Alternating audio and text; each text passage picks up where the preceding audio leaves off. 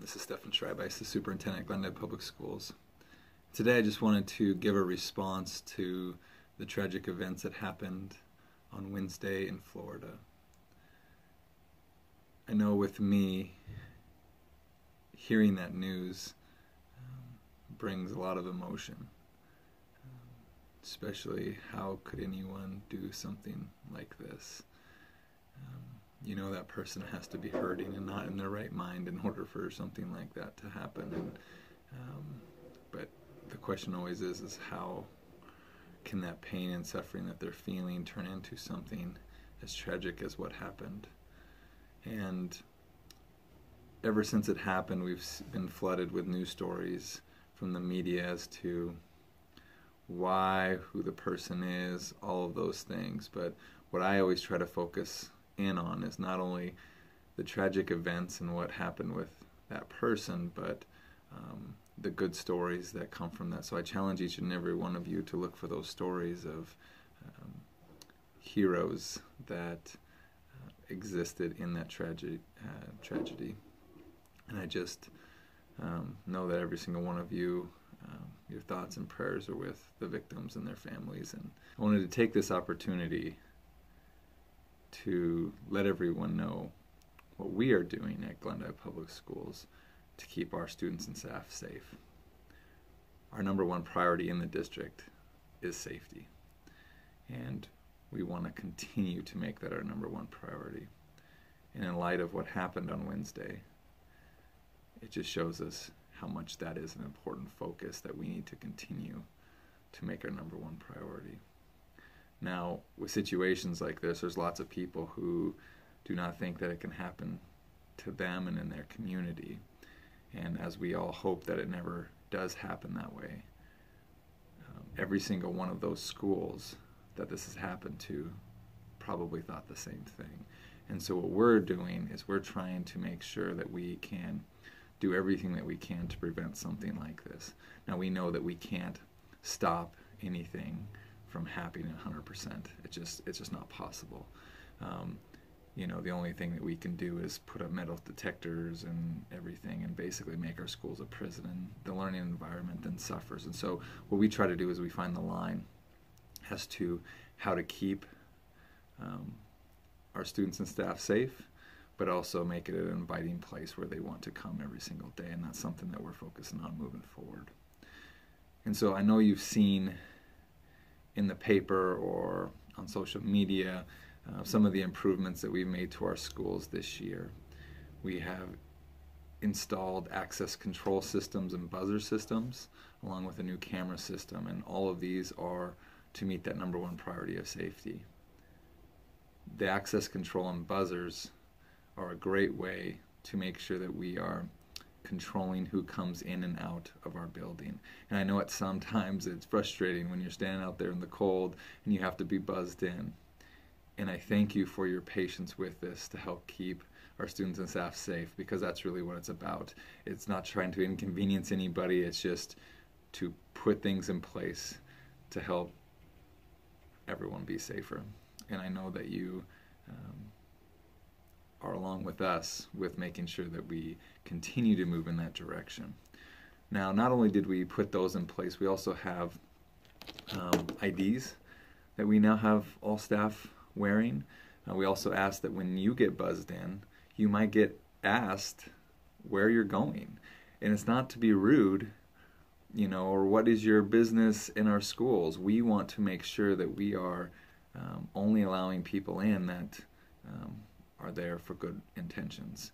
And so please don't get frustrated with us when we are asking you that when you come in. But then we ask that you go and check in at the office that way and sign in, and then you'll hopefully get a visitor badge. And this allows our staff to kind of help with when we see someone in the hallways that doesn't have a badge on. If it's a staff member or teacher, whoever it is, we can ask them, hey, how are you doing? Have you checked in the office? And it just helps us to be vigilant with the safety. And that's a very important thing. And so I thank you for that. We're going to continue to move forward in those areas to try to help secure our schools, but also allow for our students and staff to feel comfortable and inviting and want to be in our schools as well. Another item that we have implemented is we ended up having all of our administrators trained in a protocol called ALICE. Every single school has safety and emergency plans that they have, and a big part of that is our ALICE protocols. And what ALICE stands for is alert, lockdown, inform, counter, and evacuate.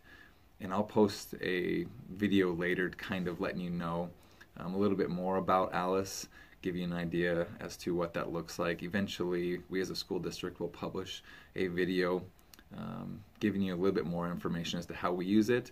Right now we don't have that video, so I'll be posting another high school's video to show you kind of a little bit more about that. But no longer are we going to just sit and wait if something does happen. So ALICE gives us a lot of different options, and it's a pretty neat protocol, and it's something that is based on research over the last 15 years of school shootings, actually more than that, probably 20 years since Columbine, and it puts good practices in place in order to, if something does happen, you know what our students and staff will do to keep themselves safe. And so I challenge you to learn more. Every single school goes through safety procedures and drills that we've done, and we continue to try to put things in place for those purposes. At the beginning of this year in October, we combined with the local emergency crews, and it was a joint effort to do a mock school shooting in our high school. And it was very successful. We have a lot of great emergency personnel in this community, and we were able to practice our protocols as they were. And so we are continuing to move in those directions to prepare for a tragic event if something like that was to happen. I always say you plan for the worst, but you hope for the best. And so we all hope that nothing like this happens in our community, but it's not okay to not plan for something. We want to make sure that if something ever does happen, then our students and staff know exactly what they can do, and we hopefully can minimize any kind of damage that could happen. And so we are continuing to move forward in those areas, and it's pretty exciting to be able to put things into place that we know is based off of research and has a good track record when it comes to school shootings that have happened in an ALICE school. And so we'll continue to train our administrators and staff and students to become better and better every single day with that. Another area that we've been using to try to get messages out, because basically we want to prevent things from happening. That's where the access control and buzzers come in. We want to, if something does happen, we want to have procedures in place to allow our students and staff to deal with the situation and minimize anything that happens. But we also want to, in the event that something happens, we want to make sure that we're able to notify the important people, parents, community, law enforcement, and so forth. And so there's the aftermath that comes after something like that. And so that communication becomes a really big deal. And so we do have School Messenger. We've been testing it out. We've had to use it a couple times.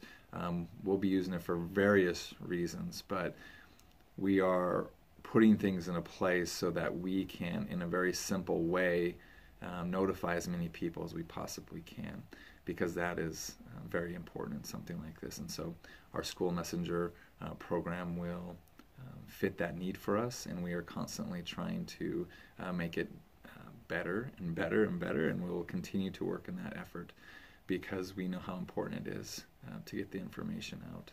It's something that we are working on all year as to not only in emergency situations, but just in general. We're going to continue to get better at how we communicate with every single stakeholder in our community and our schools. So we are moving in that direction, and we appreciate all your patience and your help with everything that we are doing here in these schools to make our students and staff safe.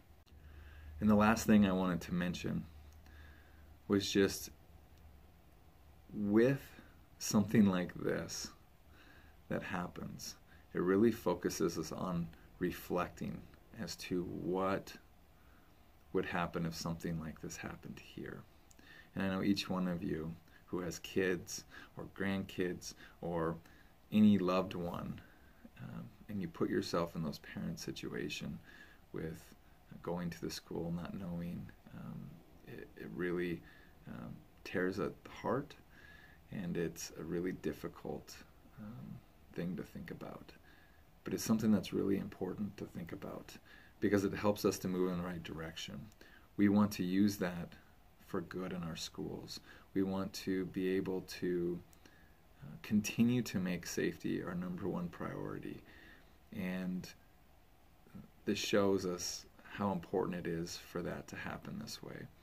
And so one of the aspects of this that I think is very important to hit on is something that I feel in our school system is going to be the focus moving forward.